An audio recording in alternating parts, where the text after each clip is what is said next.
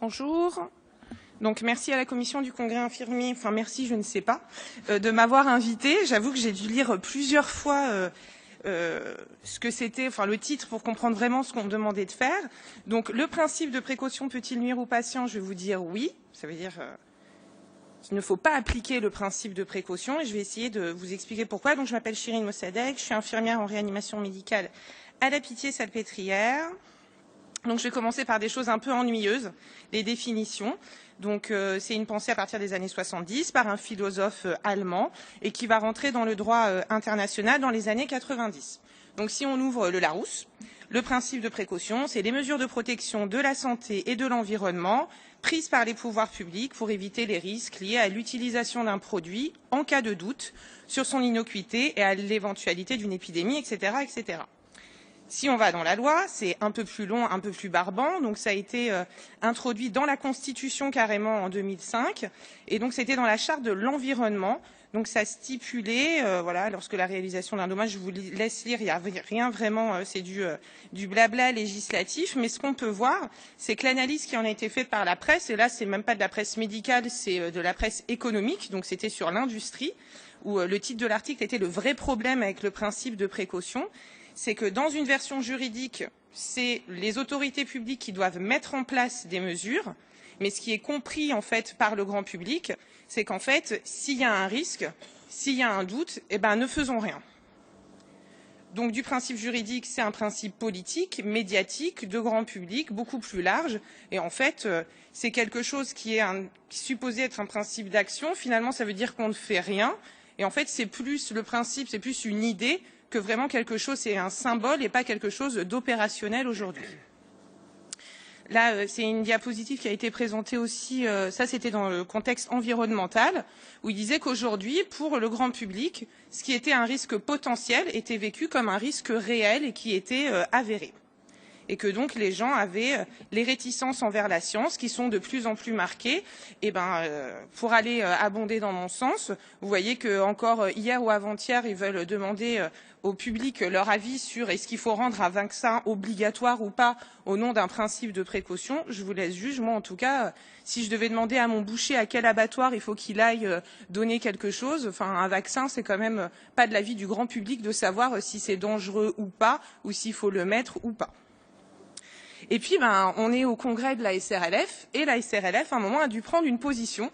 Donc, le conseil d'administration, c'était sur un moratoire, donc l'utilisation des hydroxyéthylamidons, où il y avait un moratoire de proposer, où il disait qu'il fallait arrêter complètement de les utiliser.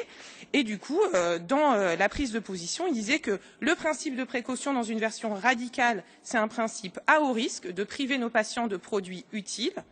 Et même un peu plus loin, il disait qu'il ne faut pas parler de principe de précaution, mais d'un principe de responsabilité, qu'il y avait la médecine clinique scientifique basée sur des faits, et qu'il ne faut pas avoir peur de la judiciarisation, et que du coup, au nom du principe de responsabilité, on doit refuser ce principe de précaution et refuser le moratoire. Donc c'est la société savante auquel vous êtes en train d'assister, hein, qui le dit, c'est pas moi.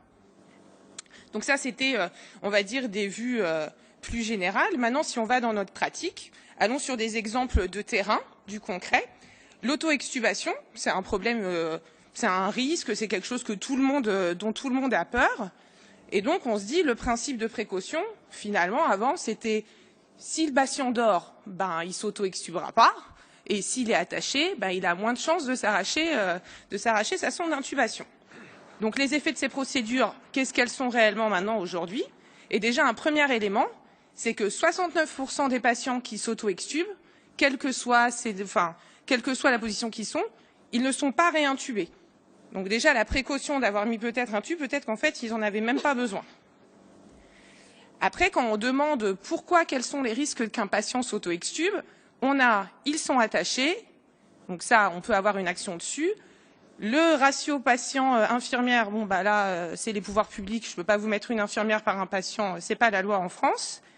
Les transports et la sédation. Donc moi, je vais essayer de vous raconter un peu pour ce qui est de la contention et de la sédation.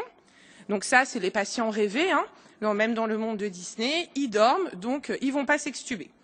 Après, je vous ai mis juste cet exemple-là, Mais alors des articles sur sédaté et la ventilation mécanique, si vous avez assisté aux différentes sessions, il y en a 50 qui vont vous dire que maintenant les malades, il faut les réveiller, parce que si vous ne les réveillez pas, vous ne pouvez pas faire d'épreuves de sevrage, et si vous ne faites pas d'épreuves de sevrage, vous n'arriverez pas à les extuber naturellement. Ils vont rester plus longtemps dans la réanimation, ils risquent des infections, et donc voilà. Donc quand ils comparaient des malades qu'on réveillait tous les jours et à qui on faisait une séance de ventilation intubantée, on voyait que le nombre de réintubations était identique dans les deux groupes. Là, je vous ai mis les chiffres, mais donc la durée de ventilation mécanique, forcément, elle était plus faible quand on les réveillait, parce que s'ils étaient sédatés, ils ne pouvaient pas faire d'épreuves de sevrage. Et la durée d'hospitalisation en général et en réanimation était plus courte. Et on voyait que quand on arrêtait précocement les sédations, même à plus long terme, le taux de mortalité des patients était plus faible. Pour la contention, alors là, moi, je suis une fervente défenseur qu'il ne faut pas les attacher. Donc là, c'est pareil. Ils sont attachés, il y a une majorité, vous voyez, 54%. C'est les malades qui s'auto-extubent, c'est ceux qui étaient attachés. Donc vous pensiez prévenir le risque, c'est raté. La même chose, là, l'influence de la contention mécanique sur les auto-extubations, c'est pareil. 43% des auto-extubations, c'est sur les malades qui sont attachés. Vous le voyez ici. Et après, quand on regarde par rapport au score de Glasgow, qu'il soit attaché ou pas, et la présence d'infection nosocomiale ou pas, le risque d'auto-extubation, il est toujours le plus fort quand le malade est attaché, qu'il soit infecté ou pas. Les chiffres les plus faibles, c'est les patients qui l'ont pas. Je vous passe les détails sur le test post-traumatique, etc. Donc cette idée qu'il faut dormir et vous vous extuberez pas, c'est n'importe quoi. Et même chez Walt Disney, ils l'ont compris, elles attendent plus leur prince charmant. Maintenant, les princesses, elles font les trucs toutes seules, elles n'ont plus besoin de grand monde. Un deuxième exemple, parce que là, vous allez dire, c'est les médecins qui vont dire qu'il faut arrêter la sédation, etc. La gestion des alarmes, ça, c'est notre quotidien.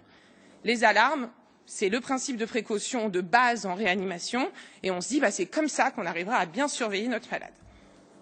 C'est un principe, mais les alarmes, c'est aussi la source de nuisance et d'inconfort numéro 1 pour tous les patients.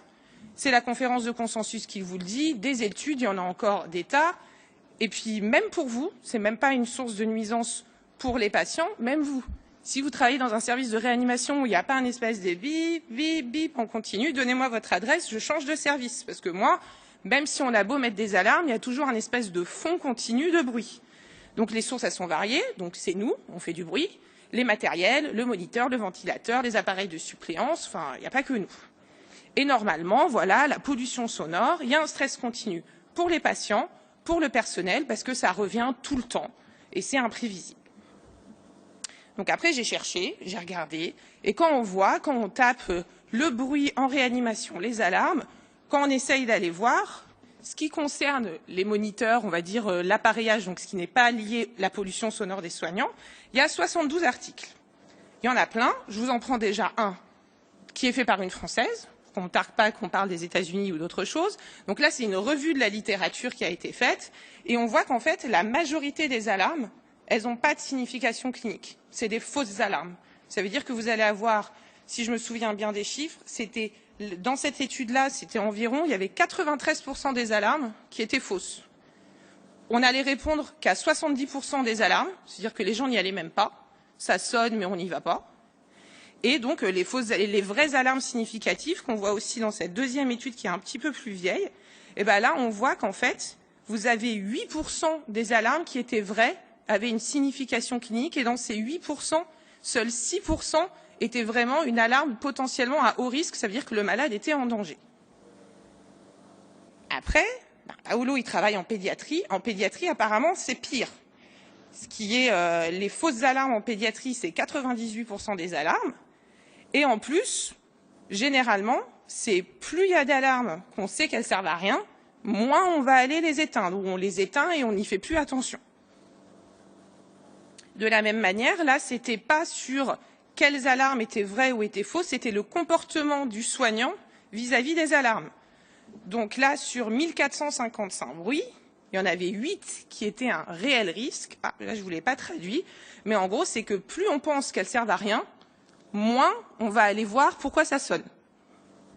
Et là, de la même façon, c'était des infirmières qui étaient australiennes, et elles disent toutes, on est moins attentives. Il y a ce qu'ils appellent des alarmes de fatigue, et de désensitisation. Et finalement, ils ont vu à terme que, vu qu'on n'y allait plus ou qu'on les inhibait sans vraiment trop les regarder, en fait, il y avait un risque augmenté de burn-out, parce qu'on dit, ça sonne tout le temps, puis finalement, je ne sais même pas pourquoi, ou ça sert à rien. Et il y avait un réel risque potentiel. Et là, je vous ramène, c'est pas la peine d'avoir une étude.